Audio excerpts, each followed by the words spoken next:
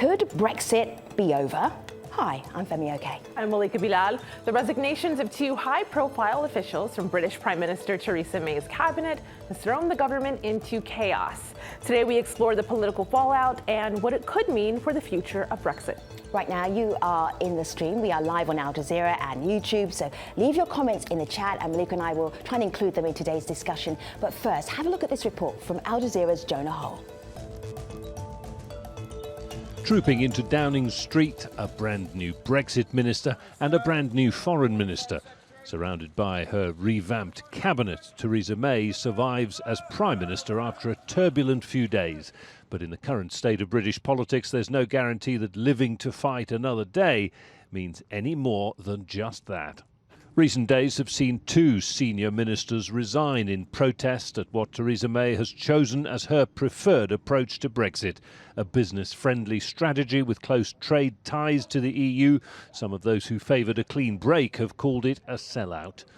Among them now former Foreign Minister and titan of the pro-Brexit campaign Boris Johnson and David Davis, the minister who had been in charge of negotiations with the EU.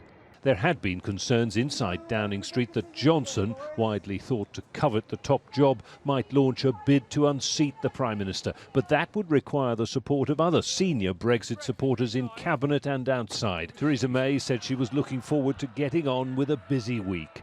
The Prime Minister trying to give the impression of a leader not in crisis. Well, the resignation letters to Prime Minister May have caused a stir online, but they're just the latest twist in the Brexit story, a tale told through a number of hashtags in recent weeks. Blue Ferret used hashtag #StopBrexit to say officials resigned to save themselves from going down with the sinking ship. Teldoran, however, approves of a so-called hard Brexit, saying he'd vote for Boris Johnson to be the next Conservative Party leader. But Brexit coordinator Guy Verhofstadt tweets, walking out of the government won't make Brexit go away, and hopes for unity as a means to find an agreement that works. Femi? Thanks, Malika. So joining us now from London to help us understand where Brexit is headed, Mete Koban is the CEO of My Life, My Say. That's a youth-led, non-partisan movement working to foster political dialogue and secure a better Brexit. Amanda Chetwin-Cowerson is the co-founder of For Our Future's Sake, a youth organisation advocating for a people's vote on the terms of the Brexit deal. And Jonathan Portes is a professor of economics at King's College London. He also researches for the think tank UK in a Changing Europe. Hello, everybody. I'm just thinking about that term, that phrase, Brexit shambles. Looking here, Amanda, on my laptop, Boris Johnson. I'm proud to have served as a Foreign Secretary. It is with sadness that I step down. Here is my letter explaining why. Is this part of the Brexit shambles as far as you're concerned, Amanda? How would you describe the last few days? I mean, shambles almost doesn't really go far enough. One of the absolute key things for me, Boris stepping down, it's about Boris. It's about his own career. It's about his own ego. It's not about the country or even his party to a certain extent. If he really, really thought that him stepping down was a sign of what was to come for Brexit, then his letter would have included what he would have wanted to have seen. So it would have put like options and different plans on the table. But instead, it just waffled on about himself, as always with Boris. But yeah, shambles just doesn't even go far enough to be what the last few days have been like. Jonathan, you're smiling. Well, I agree with that. I mean, I think Boris is about Boris, and his letter, as Amanda said, is about him. It was full of, frankly, of lies. Actually, Channel 4, who do a very good fact check series, for once actually came out and said Boris's letter is simply lied about the EU. So I think we can largely dismiss that. But I think the more substantive point is the point that Amanda made, which applies not just to Boris, but to the more serious pro-Brexit forces who don't support Theresa May's current approach. They don't really have an alternative strategy. So the problem, this is really a problem for the country as a whole, not just for the Conservative Party, is Mrs. May's strategy is generally, it's the lowest common denominator strategy. Nobody, Remainers, Leavers, most of the Conservative Party, the Labour Party, no one really likes it. But equally, no one at the moment has a terribly coherent alternative. And there's certainly no alternative in which commands a majority in the country. There isn't a majority to reverse the referendum, despite what Amanda would like. That's just not there at the moment. There isn't a majority for the Boris Johnson hard Brexit. There isn't a majority for the Theresa May rubbish Brexit. And there isn't a majority for the Labour Party, let's have our cake and eat it Brexit either. So we're at something of a turning point, and we don't really know which direction to go in, and we don't know which direction this will go in. I think that explains why there are then so many differing opinions online as well. So a couple of people weighing in on the resignations and the shambles. This is Rachel, who says, I voted Remain and I still would. My daughter is looking for work in a dance company, and European ones are not even auditioning UK dancers at the moment. As regards these resignations, it's too little and too late. I dread to think of what Mr. Hunt will do as Foreign Secretary. Another person weighing in, this is Even, who says, Boris Johnson's resignation is stemming from his foresight of the whole exodus is bound to blow up. So he's pressed the eject button before it crushes him. Mete, I'm wondering what you think of this last tweet. This is a way to get out of things before they all blow up. Well, yeah, unfortunately, I think for our generation, it's really disappointing because I think for many young people across the country, they've just had enough. There's this whole big debate about Brexit across the country, and we constantly hear it in the media, but many people still don't understand what Brexit actually means. And we just want to sort of get on with it and move on and think about how we could build a country that works for future generations in light of Brexit happening. I agree with Jonathan. I don't think there is an appetite for a second referendum or any other vote, even though young people overwhelmingly voted to remain. I think people want to get on. And I think I agree with Guy Verhofstadt. I think whether you vote to leave, remain, couldn't vote, didn't vote, at this point, it doesn't matter. I think what we need to do is we need to start working together and come towards a common future for the future of our country.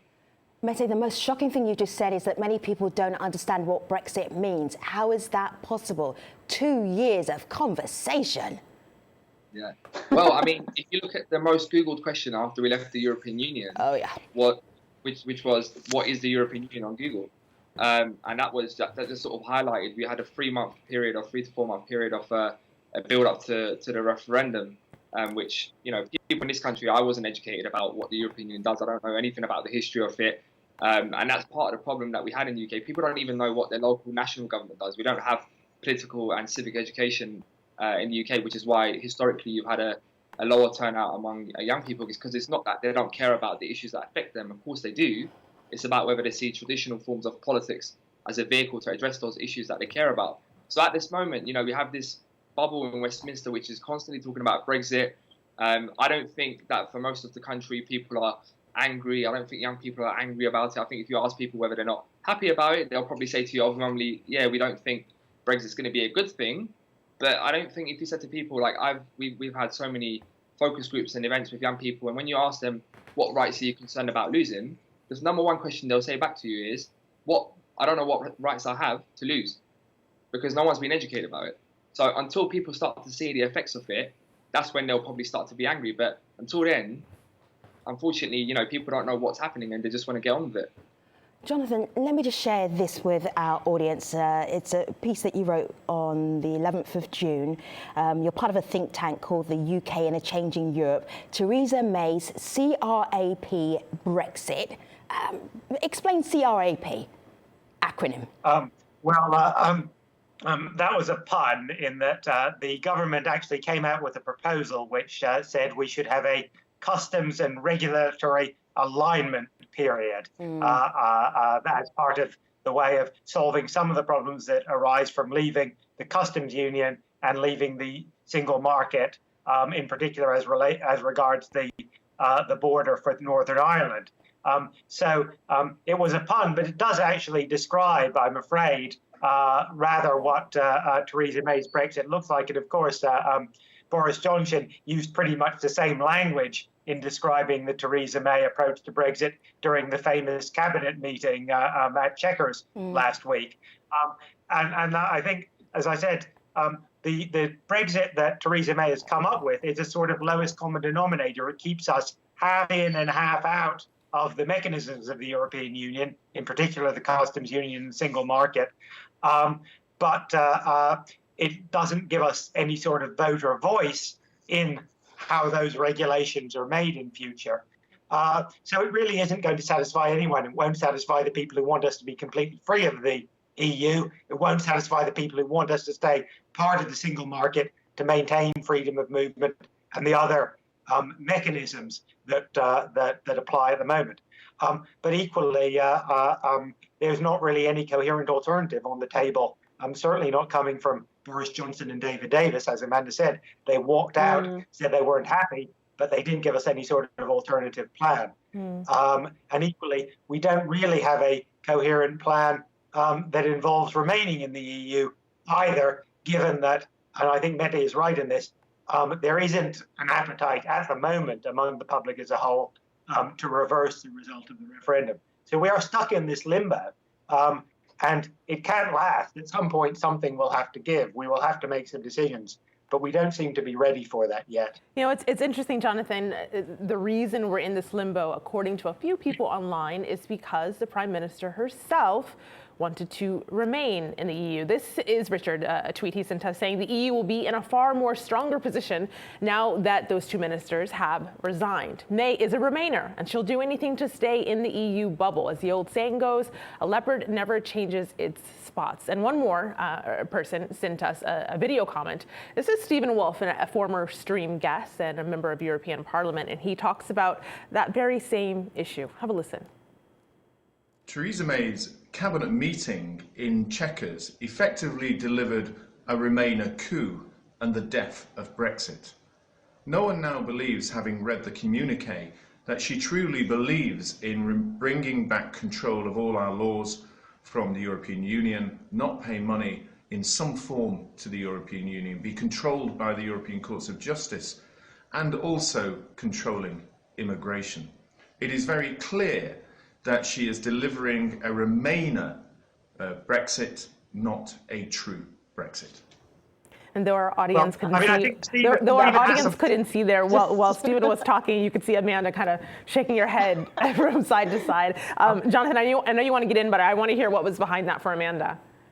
I just, when they call it a Remainer coup, like ending freedom of movement, leaving the single market, leaving the customs union, like the word leaving and stop happens 3 times there. Like that is not anything to do with remaining. The government have gone on a massive charm offensive on this. They're trying to sell it as a soft Brexit because they think a compromise is going to be the only way they can get people around this, like the soft leavers, the soft Remainers, and that's what they need because currently Theresa May just doesn't have a parliamentary majority kind of for anything, but definitely for any form of Brexit deal that's controversial. So when you're leaving the single market and you're leaving the customs union and you're ending freedom of movement and you're ending the jurisdiction of the ECJ, that's not a soft Brexit. That is a hard Brexit.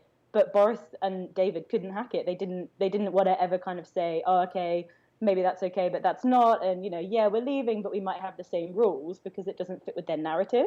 So like, to me, like that couldn't be a harder Brexit if you tried, apart from like a no deal if we just left like tomorrow or something. But Jonathan? Well, I slightly disagree with Amanda. I mean, I do think that Theresa May's proposal, whether you call it hard or soft, is a much softer form of Brexit than Davis or Johnson or Stephen Wolf would like. And I think Stephen is who I've been on. I think I may have been on this show with him, in fact, a while back. Stephen is at least consistent. His vision of Brexit makes sense. It is, we cut our ties with the EU completely. We're out completely. We're treated as a third country, and we're treated by them as a third country. And that's logical and deliverable. And actually, the EU have said, if we want to do that, we can. It's up to us. The problem is that, the vast majority of serious economists think it would do very serious damage to the UK economy, and business agrees. And B, it is not what a majority of the people voted for or what a majority of the people want.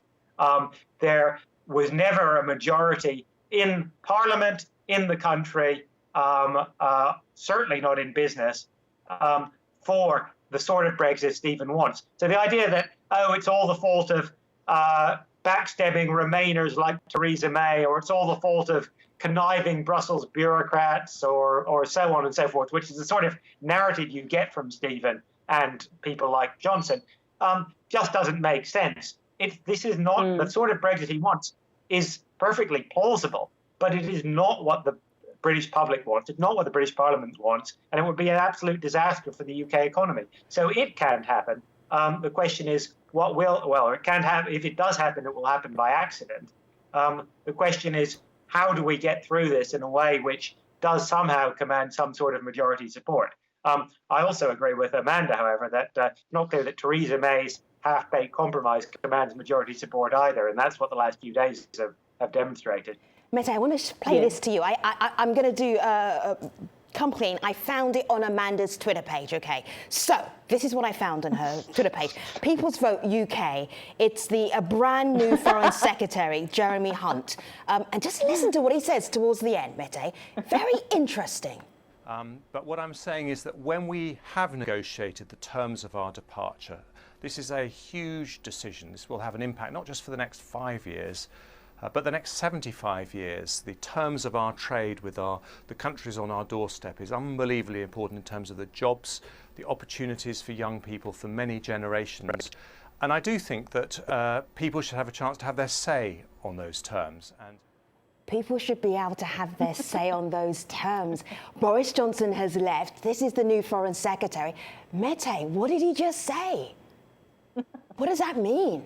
I think he just called for a people's vote, which is what Amanda campaigns for. Yeah. I think my own opinion, I think at this stage, to go back to having any sort of referendum on Brexit won't be helpful at all, because don't forget, one of the reasons why we had Brexit in the first place is because people felt empowered for the first time through the electoral system. We live in a country where, if you live in where I live in Hackney, for example, if you're a Conservative voter, you've got no chance and your vote don't count. And vice versa, there are places across the UK where if you live in a Conservative area and you're a Labour voter, your vote doesn't count nationally. For the Brexit referendum, or the EU referendum, it was the first electoral system where it was one vote, one person, and many people felt empowered, and that was the way they expressed. So I think if you were to reverse the decision, I mean, it turns into a bit like a soccer football match. You know, if, let's say, for example, you had another referendum and then it was rejected and then it was like 52-48 in the other side, what then happens? Do we have a third referendum to sort it out? I think that's not the way to go forward. I think there isn't an appetite among the public. I think people want to get on with it. I think I was just listening to what Jonathan and Amanda were saying. And again, you know, when the way the media describes Brexit, I don't think it's helpful. The more we talk about a Remainer sort of Brexit, the more we talk about a harder sort of Brexit for Brexiteers, I think those sort of languages, again, all it does is it puts us into these two different camps that existed during the referendum. And I don't think it's helpful. You know, one of the key findings of Brexit, one of the key things that emerged out of Brexit is that it divided between young and old, between cities and towns, between those who are graduates and non-graduates. And I think the more we keep reverting back to 2 years ago, the more that those divisions are more exacerbated. And I don't think it's helpful to the way we move forward. I think we need to unify. I think if we were to think about staying in the EU, I think it would have to be done through rejoining the European Union, maybe for my generation when we're older. But I think if you're talking about reversing Brexit, you know, I don't think, I think people will lose it. I mean, people don't even trust the political system at the moment. Why would they trust it in the future again? Mette, keeping that in mind, I want to share two perspectives, one that agrees with you, one that may not. This is Hayden, who says, AJ Stream, I was on a march a few weeks ago with hundreds of thousands of people of all political persuasions, hoping we could gain a people's vote. The mood was optimistic and defiant. Personally, UK Labour have disappointed me greatly, but I, like others, will not be deterred. Now, they got pushback. This is Tom, who says, in the country, the silent majority still want Brexit. A people's vote are deluded if they think a new referendum could be won, especially after the establishment have tried to shaft them. Amanda, that's him calling really your group deluded. I mean, I personally think more deluded is Boris. You know, like we've just gone through everything he's ever said, and even Hunt is deluded, and Raab, the new Brexit secretary, like they have these visions that are just so unrepresentative, particularly of what younger generations want. But I think what's really interesting there was, and I can't remember the wording, but in the second tweet, it picked up on being in London, and it's all about in London, for the march where 100,000 people came to that march. And I was one of the organisations that helped organise it. And, it's my friend Ruth. Buses came from all over the country, like from Wales, from Liverpool, from Cornwall, from Devon, from Norfolk. Like, this wasn't the London metropolitan elite marching through London. This was a genuine variety of people, like rich, poor, black, white, walking through London because they were so annoyed at the fact that we're going to lose jobs, our economy is going to be worse. Like, nobody can point to a good news story out of Brexit right now. And it takes quite a lot to get 100,000 people from all across the country walking through the streets of London in a protest, I would say. Jonathan, as a professor of economics who has studied Brexit and the economic impact it may have on the United Kingdom and on Europe, of course, as well, what would you like to ask one of the guests who is not a professor of economics? Well, I mean, I think the question I'd like to ask Mete in particular, because I have some sympathy with his point of view, as I've said. I don't think I think he's right. There's no huge appetite for a second referendum. But the divisions he's talked about, which come through very clearly in the sort of analysis that I, as an economist and my political science colleagues do, divisions he sets out, they're there. They were not produced by Brexit, and nothing in the economic analysis that I've done or anybody else has done suggests that they will be solved by Brexit. If anything, they are likely to be made worse by Brexit.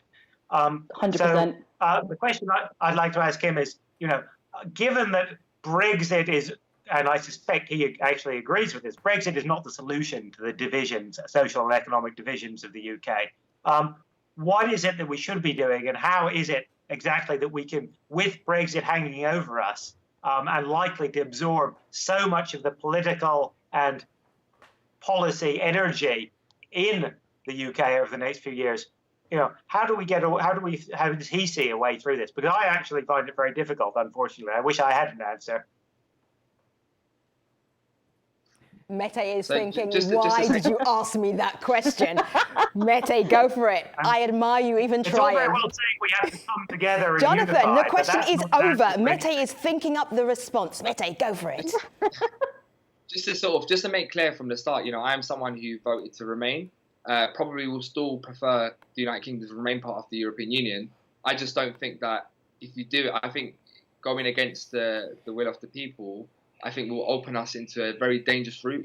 We're very lucky in the UK where people are not usually sceptical about the outcome of elections. And in other parts of the world, there's a big problem where people don't even trust the elections. And I think that if we try to go back to reverse, I agree with Jonathan. I think there are big problems. I think we just done, and so we run the all-party parliamentary group on a better Brexit for young people, and we just done a nationwide review on whether young people believe that this current government will be able to deliver a Brexit that will deliver for future generations. And many young people, of course, don't believe that their voices are being heard. They don't feel that this government will particularly pursue a Brexit that will deliver for future generations, because some of the issues, like Amanda mentioned, that matter to us around freedom movement, of course, are massive, major issues. But I think we need to have a real conversation with the European Union about looking about how we can actually go forward. And I think part of the problem with Theresa May's government is right at the outset they ruled out all the different options that were on the table, and I think that angered, particularly the conversation that I had with the European Union when I went to meet with them after our report launch. I think there isn't a real opportunity to think about creating a bespoke deal. I know I sound like a Brexiteer when I say this, but when we talk about the Norwegian model or when we talk about the Swiss model, these models didn't exist before the Swiss or Norwegian model. So why can't we have a UK model that works for our generation? Sure. Look, I mean, ultimately, for me, as I said, I voted to remain. Yep. I wish Britain never voted to leave. But at the end of the day, I have to think about my generation and future generations. And I don't care about the politics of it. So whether the European Union or the UK needs to get together. You're very pragmatic, Mete, and Amanda and Jonathan, thank you. Half an hour goes super fast. Let me show you something here. There's a countdown clock from the think tank that Jonathan is part of, the UK in a Changing Europe. How many days, hours, minutes and seconds before Brexit actually happens? Oh, God.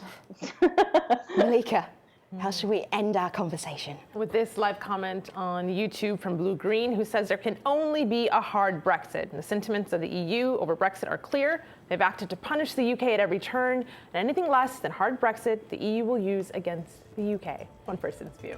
Thank you, guests. Thank you, community. This will not be the last time. I am sure we will be discussing Brexit, and we will continue our coverage online and on Al Jazeera as well. Thanks for watching. Malika and I will see you next time.